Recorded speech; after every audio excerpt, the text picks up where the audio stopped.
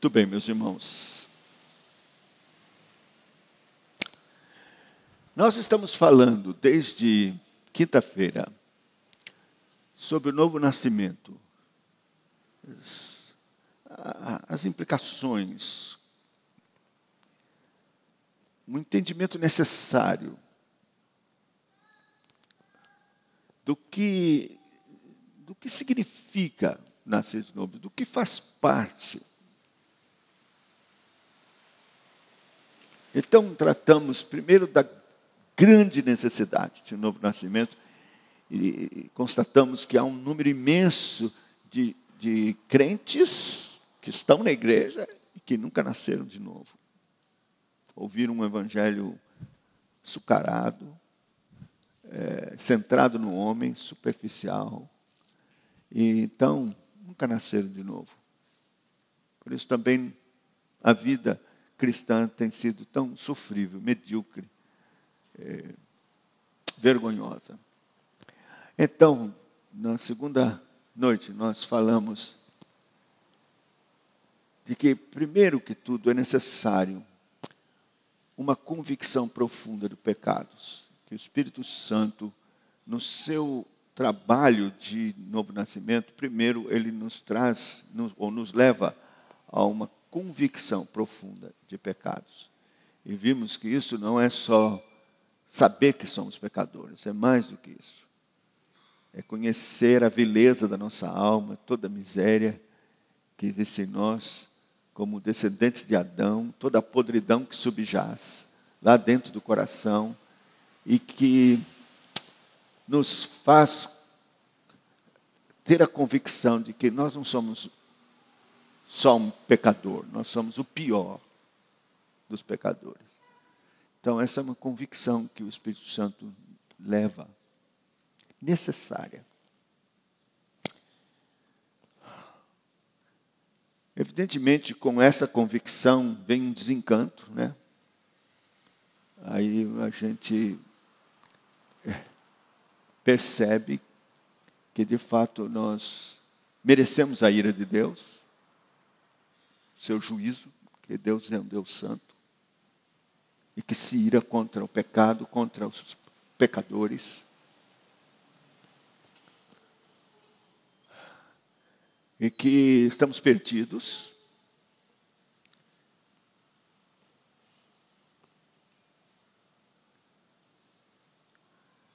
E que não podemos fazer nada de nós mesmos. Por isso a gente é levado a clamar a Deus pela sua misericórdia. E o Espírito Santo então vem e nos dá o arrependimento. O arrependimento é um dom de Deus. É Ele quem concede. Mostramos os textos. Então, o arrependimento que Deus dá é arrependimento genuíno, verdadeiro. Mostramos que há arrependimentos falsos. E que não vão levar a um novo nascimento nunca. Adia o juízo de Deus. Há arrependimentos que são estereotipados, quer dizer, exteriores, teatrais, e não verdadeiros. Mas que o arrependimento verdadeiro de Deus nos leva a uma profunda tristeza, chamada na Bíblia de tristeza segundo Deus. É um abatimento santo que leva às lágrimas e produz, consequentemente, um temor da santidade de Deus, do seu juízo justo. Você não tenta justificar-se de nada e nem acha o inferno, porque tem gente que acha o inferno uma pena muito cruel, acima da falta. Tem gente que acha isso. Mas quando você está tomado pelo arrependimento sincero de Deus, você pensa assim: eu não mereço só um, não, eu mereço 10 infernos. Eu sou tão mal, ofendi tanto a Deus. Aí você começa a ter asco pelo pecado, nojo, e abominar o pecado, odiar o mal. É uma metanoia, um retorno mesmo, e uma atitude no coração contrária ao pecado. Mas tudo isso ainda é arrependimento. O Espírito Santo vem então e nos revela a obra de Cristo em toda a sua inteireza, na profundidade da sua significação, que foi o amor de Deus, eletivo, desde a fundação do mundo. E a vinda de Cristo com o propósito de salvar esses que Deus elegeu. Mostramos nas Escrituras isso. E que a obra de Cristo não foi uma obra representativa, representando pecadores. Não, Ele não representou pecadores. Ele substituiu pecadores. Então mostramos a implicação disso. O que significa é que Ele tomou o seu lugar e levou os seus pecados, individualmente. O Senhor Jesus sabia perfeitamente por quem estava morrendo. Pelas suas ovelhas. Ele sabia o nome de cada um deles de cor. Milhares de milhares de milhares. Antigo, Novo Testamento, os que estão aqui, os que ainda hão de nascer, eleitos de Deus, ovelhas. E ele pronunciou, eu creio, entre gemidos, o nome de cada um delas na cruz. Pode parecer impossível para você, mas para Deus não é. Ele substituiu pecadores. Então, ele levou os seus pecados, pensamentos imundos, intenções malignas no seu coração, desejos lascivos, vergonhosos, todas as coisas absurdas, crimes que você cometeu e que você não cometeu, mas está dentro do seu coração. Ele contaminou, ele levou isso. Então, a gente tem que pensar na obra da cruz da perspectiva divina. Era Deus que estava ali. Então, para Deus não há problema nenhum em Ele estar morrendo na cruz por uma pessoa, recebendo cada pecado de uma pessoa, e, na verdade, de todos os seus eleitos. Então, era como se só existisse você e Ele estivesse ali, carregando cada pecado. Durante 3 horas, Deus foi colocando sobre Ele, no meio das trevas, cada miséria que perpassou o seu coração, que faz parte da sua constituição maldita, adâmica, pecaminosa. Suas angústias, seus gemidos, sua dor, estão muito além dos cravos e da coroa de espinhos, ou de suplício de um crucificado, carnalmente. Muito, muito. Porque muitos foram crucificados e sentiram a mesma dor.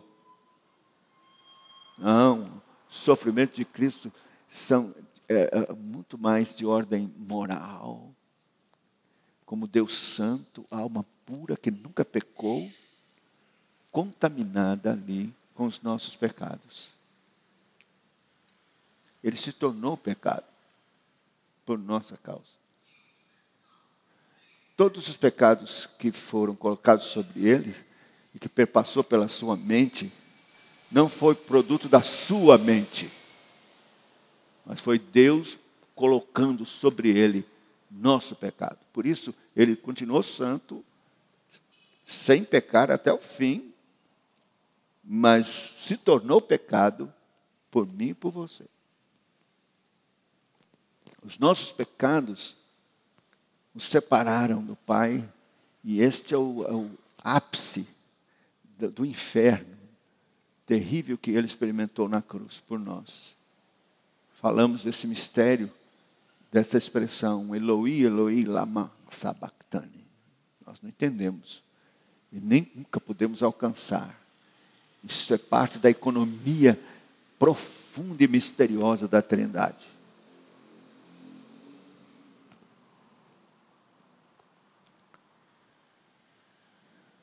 E ele tomou um cálice, até a última gota, sorveu o cálice da ira de Deus, que era contra nós. Pagou os nossos pecados. A culpa ele levou. Morreu, foi sepultado, e ao terceiro dia ressurgiu dos mortos. Deus o levantou dentre os mortos. E isso é parte da obra redentora, justificadora de Cristo. Ele ressuscitou dos mortos para a nossa justificação segundo as Escrituras. Então, é muito importante a ressurreição. Hoje, nós vamos falar especialmente do poder glorioso desta obra de Cristo no sepulcro, a sua gloriosa vitória sobre a morte, que não é só uma promessa da ressurreição futura. De fato ele é a primícia dos que dormem. Mas a ressurreição de Cristo tem implicações na nossa vida aqui e agora, por causa da doutrina gloriosa da nossa união com Cristo.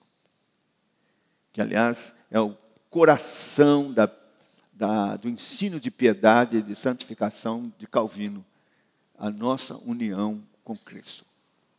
E eu gostaria, então, desta manhã, de falar sobre isso.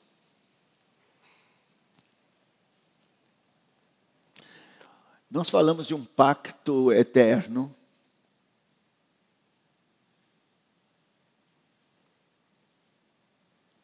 que aconteceu na eternidade, entre as pessoas da Trindade, sobre o desejo do Pai de salvar um povo.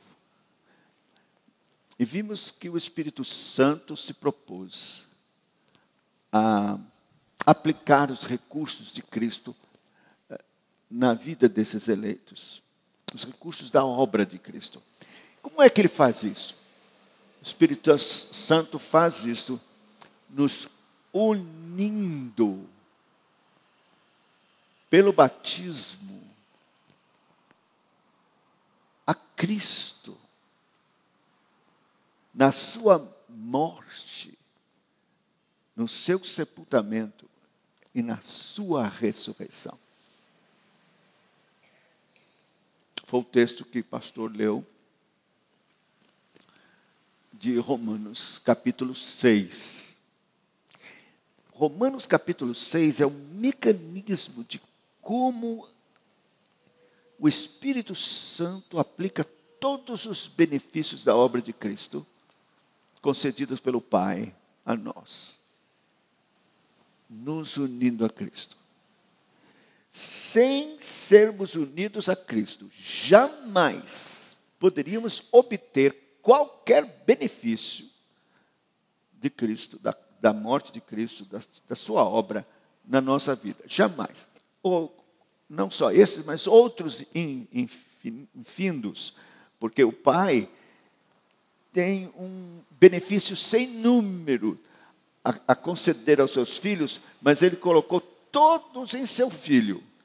E a única forma de nós partilharmos e recebermos esses benefícios da parte do Pai é sendo unidos a Cristo. E só assim é que vamos receber esses benefícios da nossa vida.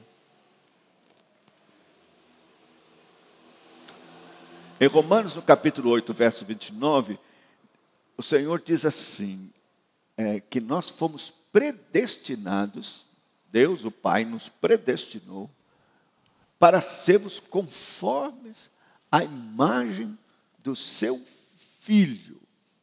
Então, esse é o projeto de Deus desde a eternidade. É isso que é a predestinação. E ser conforme a imagem de Cristo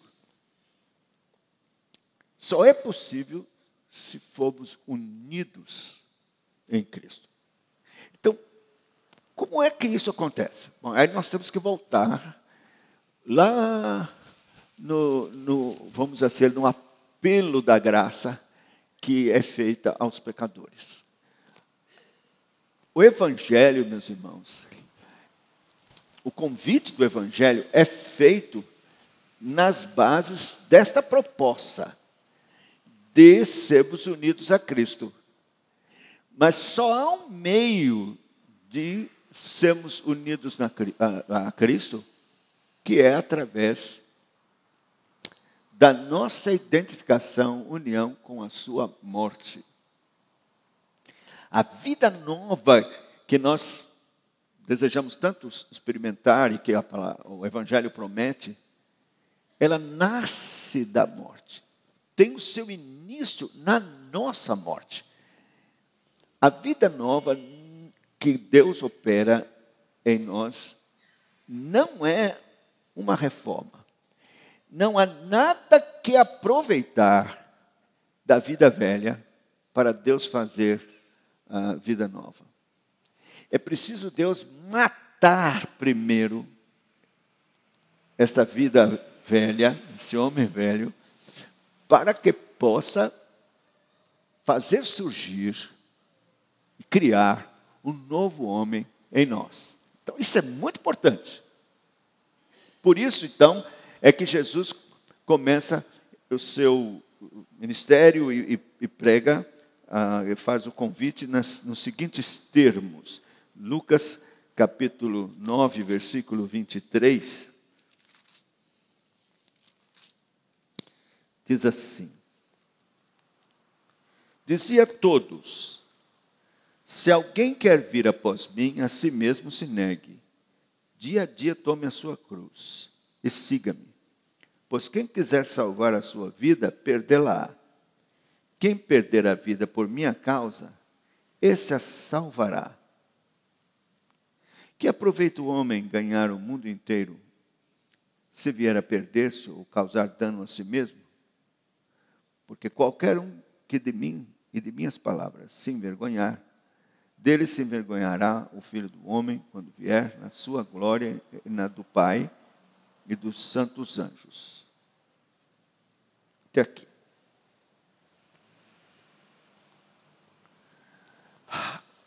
Geralmente não se prega o Evangelho começando daí. As pessoas não vão... Fica pensando assim, já pensou você chegar para pessoas que estão lá sofrendo com seus problemas, lutas, e você dizer assim: olha, é o seguinte, Deus me mandou aqui para fazer um convite. O convite para vocês,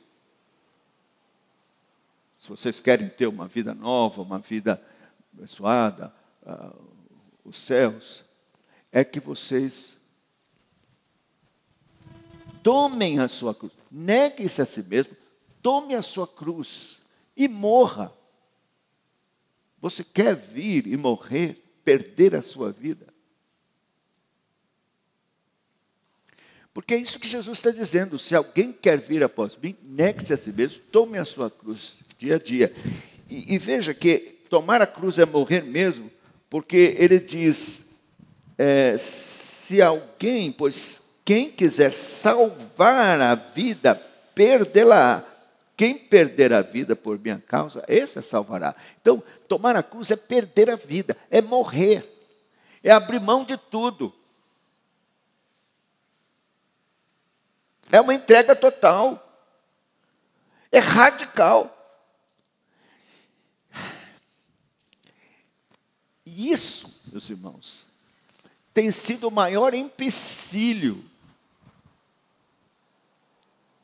Porque ninguém quer morrer, perder sua vida.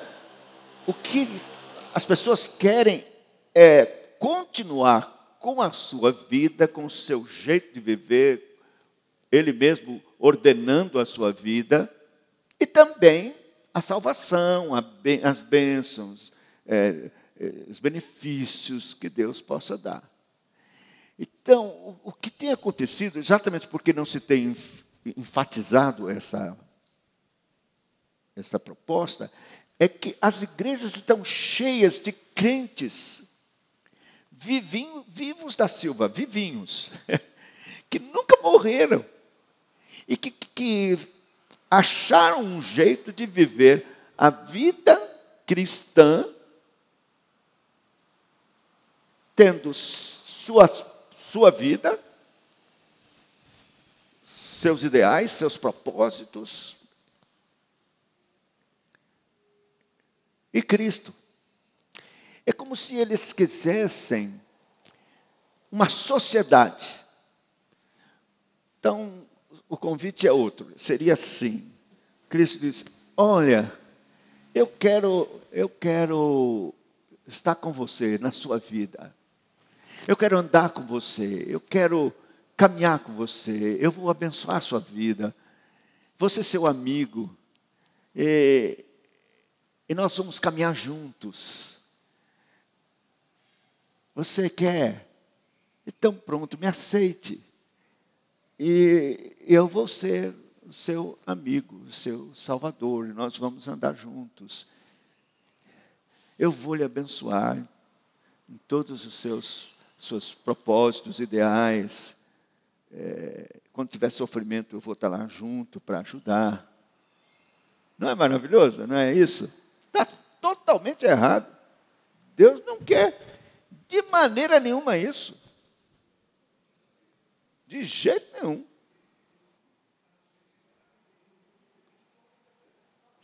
Deus quer é matar você.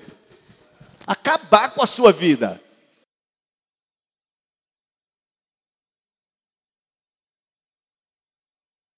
Ele quer que você morra. Essa sua vida, como você acha, pensa, gosta, Ele não quer nada com ela. A proposta dele é que você viva uma outra vida, a vida dele. E só há uma forma disso acontecer. É que você morra para você mesmo, para o mundo, para o pecado, para os seus ideais, seus direitos. Morra. Abra mão, negue-se a si mesmo, totalmente, e diga, Senhor,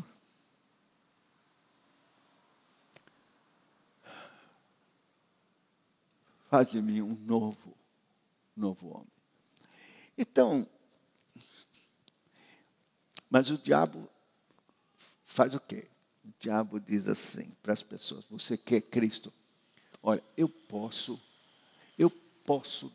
dar a você uma vida igualzinho à vida cristã.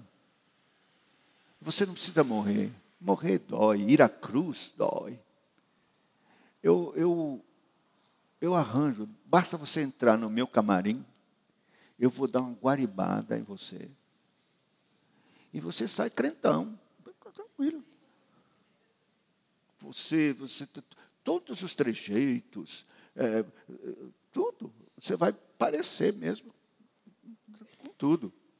Não precisa morrer. E muitos crentes têm entrado nessa, sem saber. E saem maquiados, bonitinhos. Só que mais um pouquinho ali adiante, ele passa a rasteira, você cai.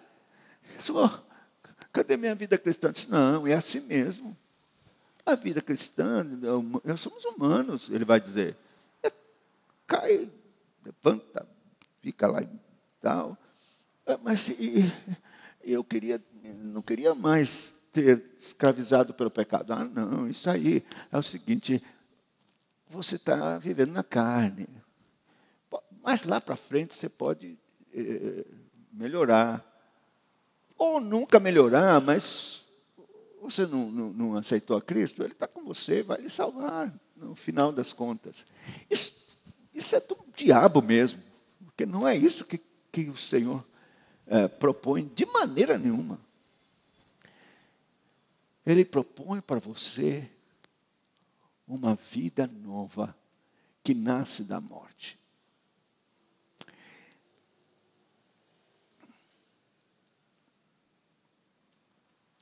Então,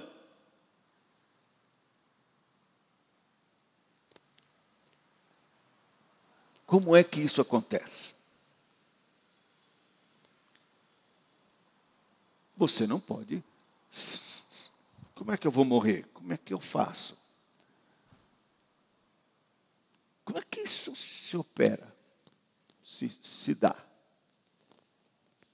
E você sabe que toda obra de Deus é uma obra da graça. Não vem de você, mas é Deus quem opera em você. É verdade que você tem que tomar algumas atitudes que o Espírito Santo vai lhe direcionar e você tem que fazer para que assim aconteça. Vamos para o texto que o pastor leu lá de Romanos capítulo 6. E preste atenção aqui do que ele diz. Romanos capítulo 6. Ele está dizendo que uma pessoa que se diz crente não pode continuar no pecado. É impossível isso continuar acontecendo. Isso por quê? Por causa da união com Cristo. Porventura, verso 13, ignorais que todos nós que fomos batizados em Cristo Jesus, fomos batizados na sua morte, fomos, pois, sepultados com ele na morte pelo batismo, para que, como Cristo foi ressuscitado dentre os mortos pela glória do Pai, assim também andemos nós em novidade de vida. Então, aqui está o segredo. É sermos unidos a Cristo na sua morte, sepultamento e ressurreição. Agora, como é que isso se dá? Alguns entendem que o batismo é o momento em que se dá isso. Os nossos irmãos batistas, por exemplo, fazem até de forma a representar isso. Mergulhar na água para ser sepultado e se levantar da água como se fosse ressuscitado. Tem nenhuma necessidade. É até perigoso que as pessoas acabem depositando a sua fé e confiança disso no ato do batismo. Mas não tem nada a ver com o ato do batismo.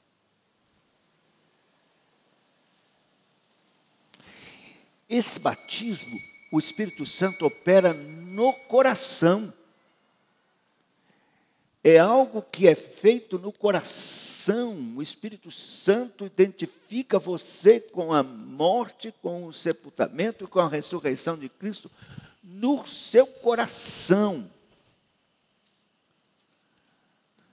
E o que é que nós precisamos fazer para que isso se efetue no nosso coração? Não é obra nenhuma, mas é a fé. Veja o verso de número 11, que diz: assim também vós considerai-vos mortos para o pecado, mas vivos para Deus em Cristo Jesus. Essa expressão, considerai-vos, é uma atitude de fé. Você então pensa assim: Cristo morreu por mim. Claro, a fé não é uma coisa etérea. A fé, ela tem que se basear nas Escrituras, na palavra de Deus, em fatos bíblicos. Então você pensa assim: Cristo morreu por mim. Ele me substituiu. Quer dizer que era eu nele, lá na cruz. Ele levou meus pecados lá na cruz. E quando ele foi sepultado, se é substitutivo, então eu estava também no túmulo com ele, para que o corpo do pecado fosse desfeito. E como ele ressuscitou dos mortos, eu ressuscitei com ele. De modo que são fatos reais, acontecidos na história, e que a Bíblia diz que foi por mim.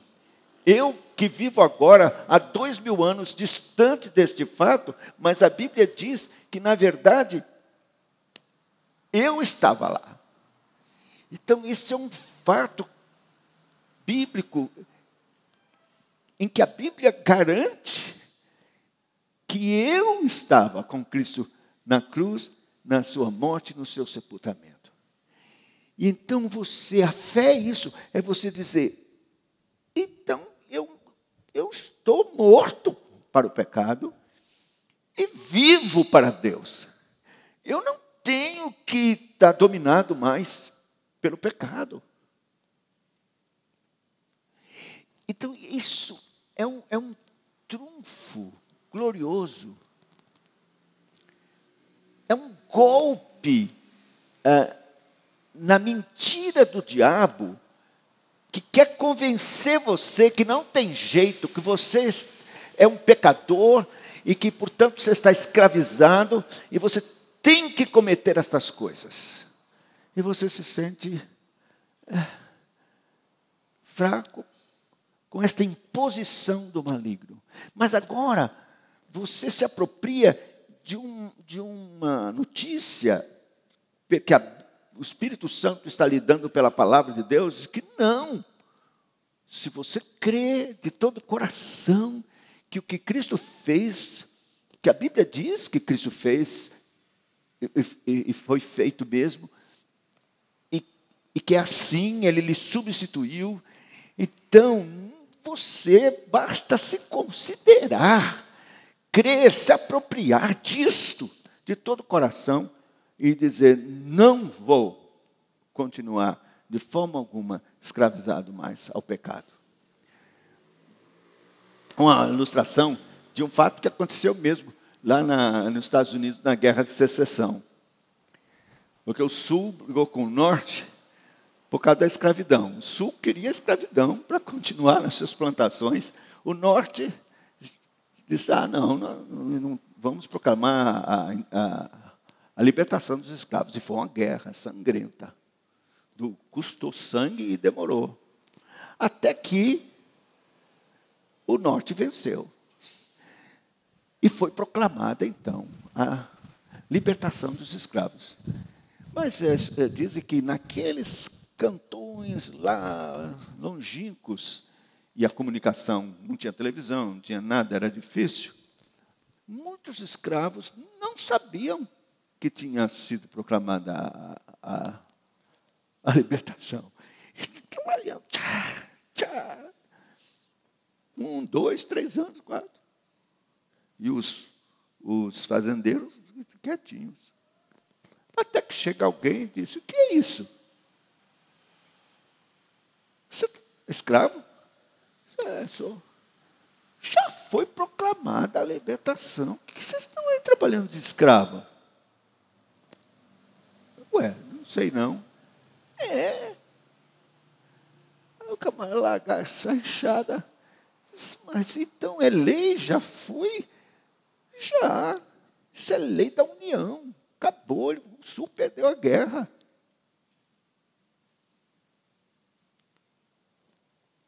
Muitos escravos depois foram descobridos e deixaram de serem escravos. Isso é uma boa ilustração, porque muitos crentes não se apropriaram ainda desta verdade, de que foi proclamada a sua libertação. Aquele senhor maligno, ele foi derrotado na cruz. Cristo esmagou a cabeça dele para lhe dar a vitória. Na cruz e na ressurreição. cruz foi um golpe contra Satanás e contra o pecado. E a ressurreição é o poder do Espírito Santo para que você, na força do Espírito Santo, possa agora andar em novidade de vida.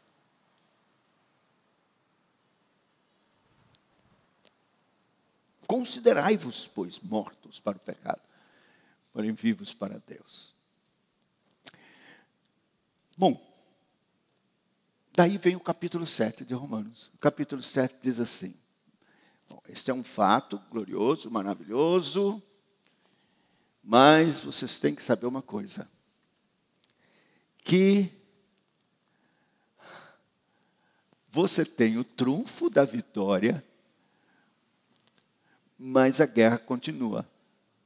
Há uma luta dentro de nós, do espírito contra a carne, da carne contra o espírito. O apóstolo diz isso. E ele então reconhece a miserabilidade da sua natureza. Miserável homem que sou, quem me livrará do corpo desta morte? Graças a Deus por Jesus Cristo.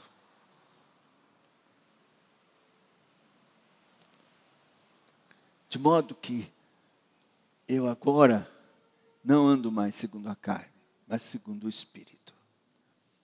Do que ele está se referindo? Ele está falando do quê?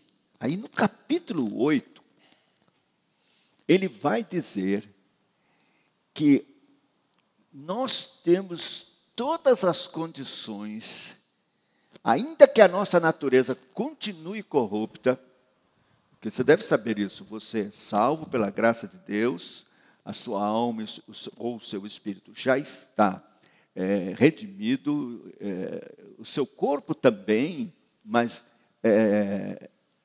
isso se efetivará, o seu corpo será redimido completamente naquele dia final, na ressurreição, quando você adquirir um corpo incorruptível.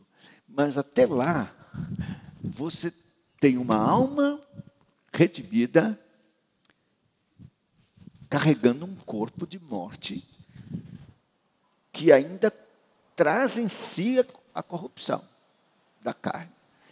Deus, na sua providência e economia, nós nem sempre entendemos, quis assim, que os crentes salvos, seus filhos, vivessem aqui na terra, numa luta contra a sua própria natureza, numa batalha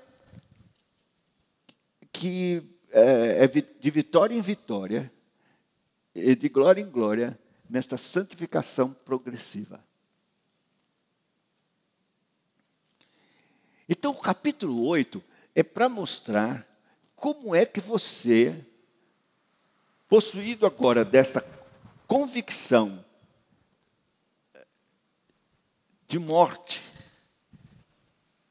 e de ressurreição em Cristo, pode agora viver uma vida de triunfo, de fé em fé, de glória em glória, numa santificação progressiva. E é tão interessante como o apóstolo Paulo diz que isso acontece. Ele diz assim: em mim não existe bem algum, mas o mal. Quer dizer, o mal está nos meus membros. E está mesmo, é a nossa natureza corrupta. Então, você não pode confiar na sua carne de jeito nenhum. Mas, ele diz que Deus colocou, pelo seu Espírito, uma lei, que ele chama de lei de Espírito e vida. Esta lei é interessantíssima. Essa lei tem um poder que vem da ressurreição de Cristo, que faz com que você vença a lei do pecado e da morte que está ligada ao seu corpo. Vou dar um exemplo.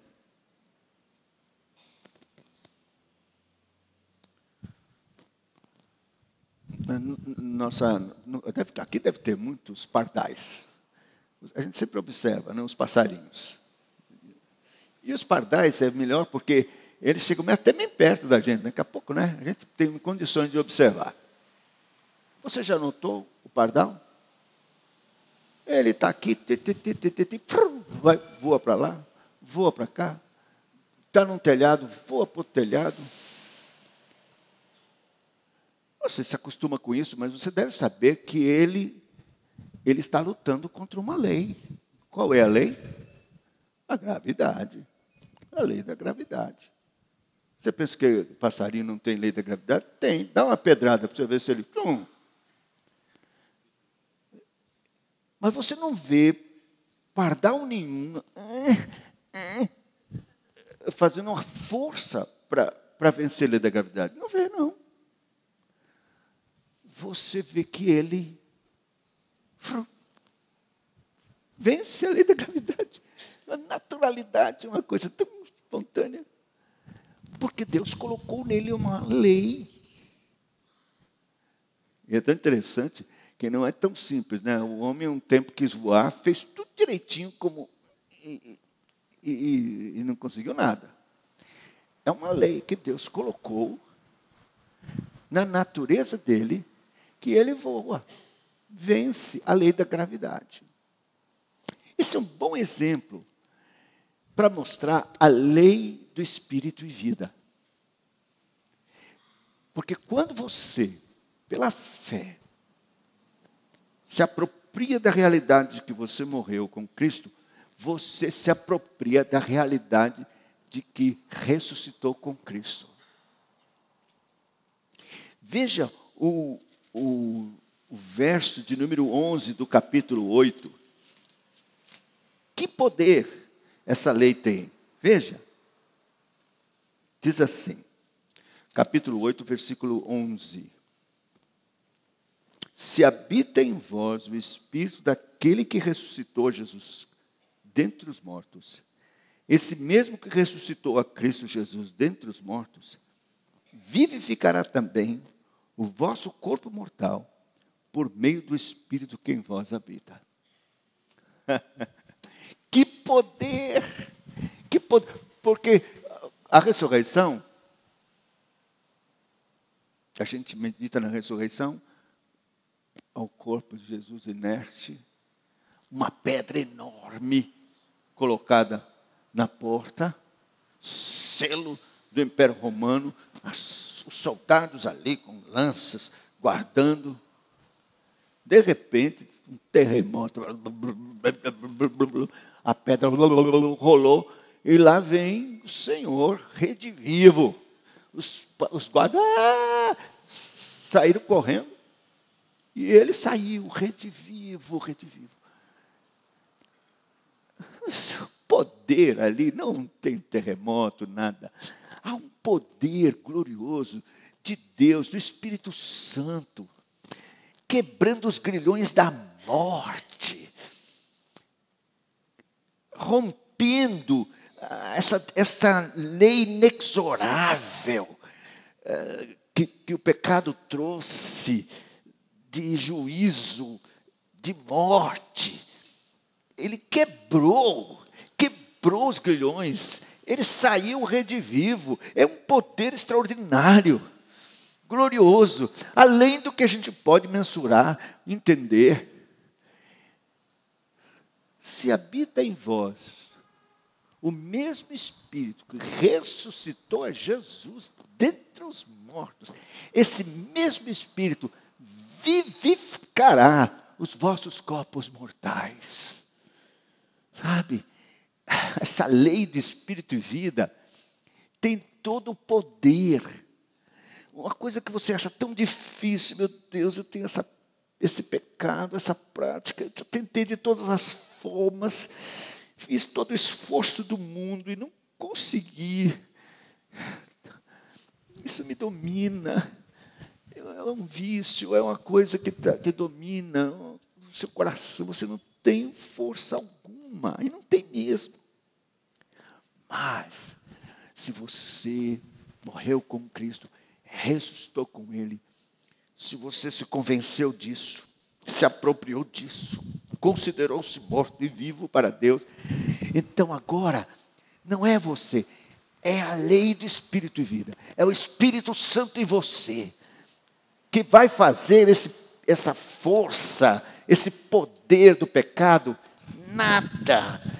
Isso vai ser michuruca, não vai, mas é como Sansão, com aquelas cordas novas, quebrando aqueles laços como se fossem fios de estopas queimados, completamente.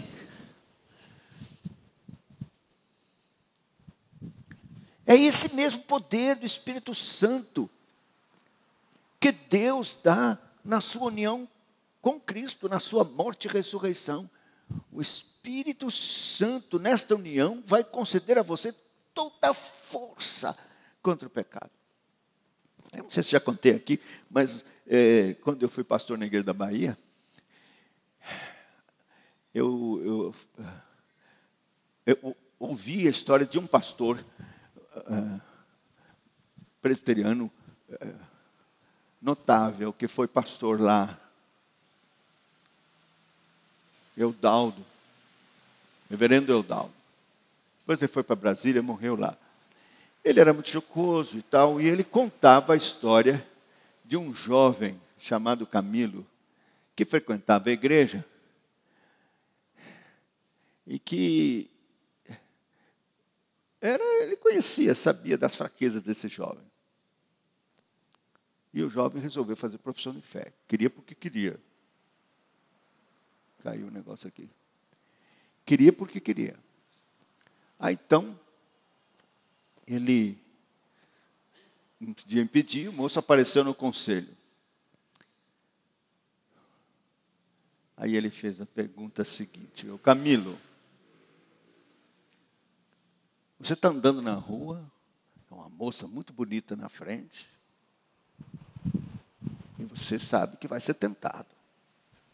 Então, o que você faz? Qual é a sua reação? Aí o Camilo disse: pastor, eu boto a mão assim e digo: quieta, Camilo. Aí o pastor disse: Camilo, não é assim. Ainda não aconteceu o que precisa acontecer na sua vida. Porque não é no esforço assim que a gente vence o pecado. O Espírito Santo opera no novo nascimento de tal forma que você vence o pecado. Qualquer coisa que vier, você com tranquilidade, pensamentos ruins, sugestões malignas, você ora, traz aquele pensamento cativo à obediência de Cristo e sai, e acabou. Então, tem gente fazendo um esforço ingente contra o pecado, quando há todo recurso de poder na nossa união com Cristo, na sua morte e ressurreição. Então, se você está nessa luta, então você não está usufruindo desse trunfo maravilhoso, que é crer de todo o coração que você foi unido com Cristo na sua morte e ressurreição.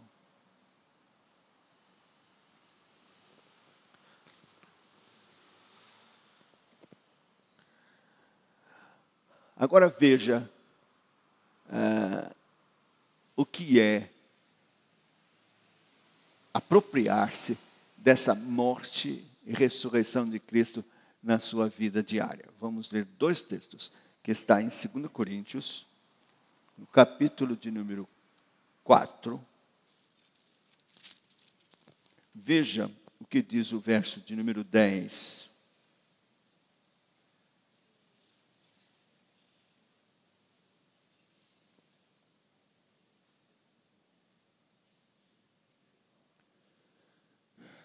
Segunda Coríntios 4, versículo 10. Levando sempre no corpo o morrer de Jesus, para que também a sua vida se manifeste em nosso corpo. Porque nós que vivemos somos sempre entregues à morte por causa de Jesus, para que também a vida de Jesus se manifeste em nossa carne mortal. Que coisa extraordinária. Mortal. Eu disse outra coisa, vamos de novo. Porque nós que vivemos somos sempre entregues à morte por causa de Jesus, para que também a vida de Jesus se manifeste em nossa carne mortal. Que é isso? Morrer todo dia.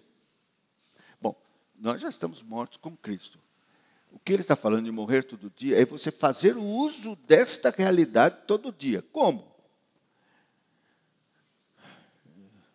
Eu acho que já disse isso aqui, porque eu digo em todo lugar.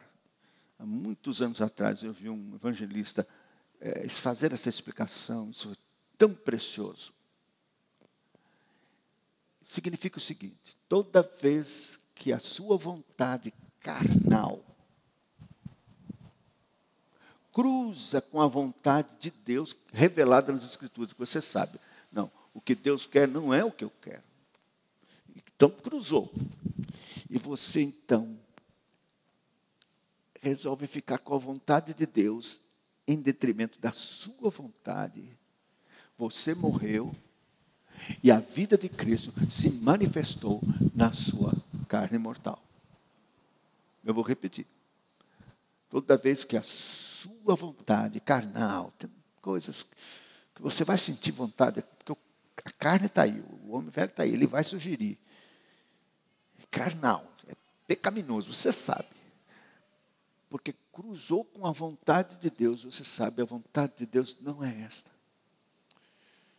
E você então diz, eu não posso ficar com a minha, eu tenho que ficar com a vontade de Deus revelada. Você morreu e a vida de Cristo se manifestou na sua carne mortal. E isso vai acontecer todos os dias.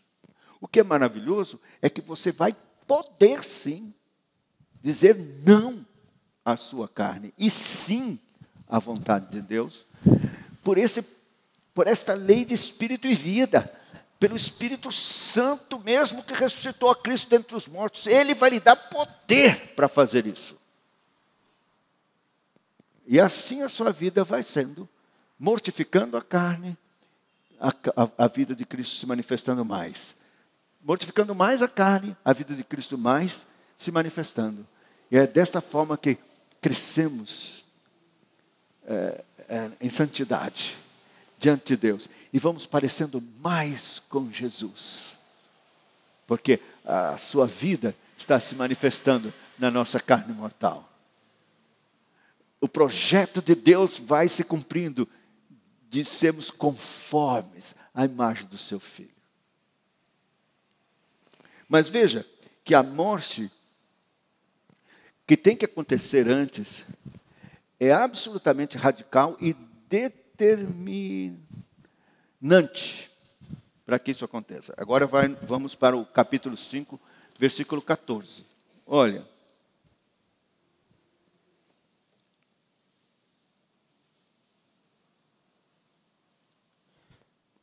Pois o amor de Cristo nos constrange. É só virar uma página. 2 Coríntios 5, versículo 14. Pois o amor de Cristo nos constrange, julgando nós isto. Um morreu por todos, logo todos morreram. E ele morreu por todos, para que os que vivem não vivam mais para si mesmos, mas para aquele que por eles morreu e ressuscitou. Não sei se vai melhor colocar, porque o vento não precisa não, né? Então pronto, está aqui. Vou repetir. Um morreu por todos. Todos aqui são todos os eleitos. Nós já vimos isso na palavra. Logo, todos os eleitos morreram. E ele morreu por todos, para que os que vivem não vivam mais para si mesmos, mas para aquele que por eles morreu e ressuscitou. Bom, então nós voltamos para o início para terminar. Se alguém quer vir após mim, negue-se a si mesmo, tome cada dia a sua cruz, vem e segue-me. É uma entrega total, é um golpe de morte na sua própria vida, no jeito de você viver, que você quer, que você pensa. Por exemplo, deixa eu ver o que é que eu vou ser.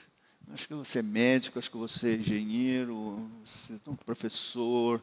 Deixa eu ver qual é o mercado de trabalho aqui nisso aqui. Acabou isso, acabou. Acabou. Você morreu, diz, o que é, Senhor, que o Senhor quer que eu seja?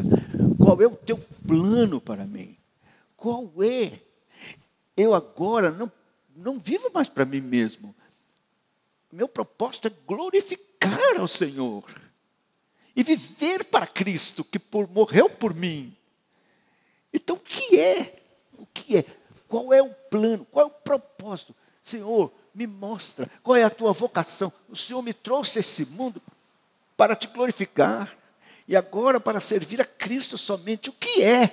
Onde? Em que área? Então, um jovem, uma jovem, ficou enamorado de um rapaz. Não é crente. Mas ele é tão bonitinho, olha, tão joinha. Ele é melhor que muito crente, viu? Muito crente. E eu tenho certeza que, no final das contas, ele vem. Mas aí você está lendo a Bíblia, tal, como crente. Não vos ponhais em julgo desigual com os incrédulos. Que comunhão há da luz com as trevas e tal, de Cristo com Belial. É isso? Apartai-vos. Sereis para mim filhos e filhas.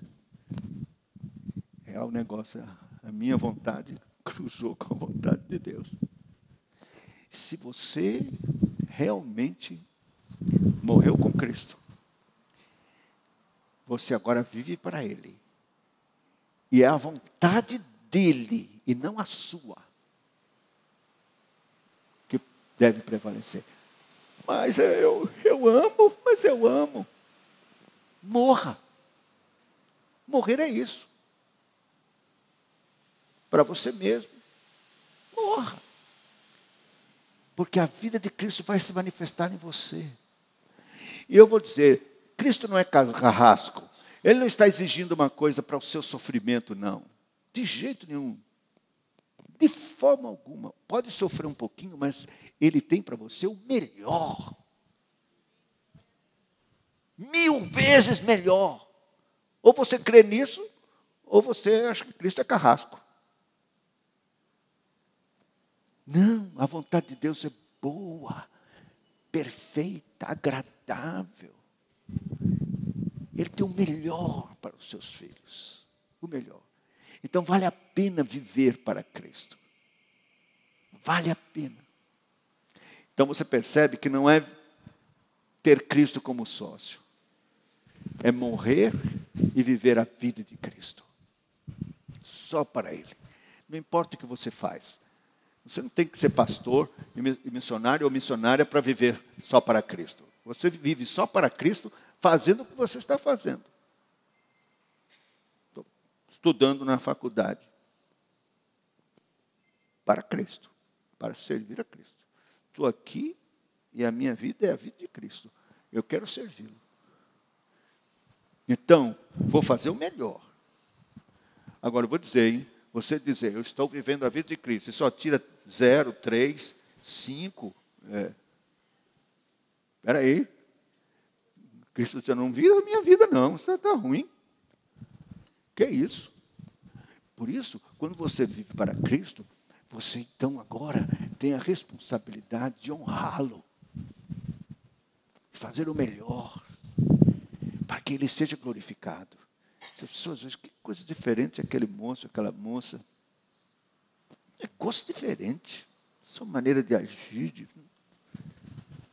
E aí, vão dizer, descobrir, é crente, é Cristo. Então isso glorifica a Deus.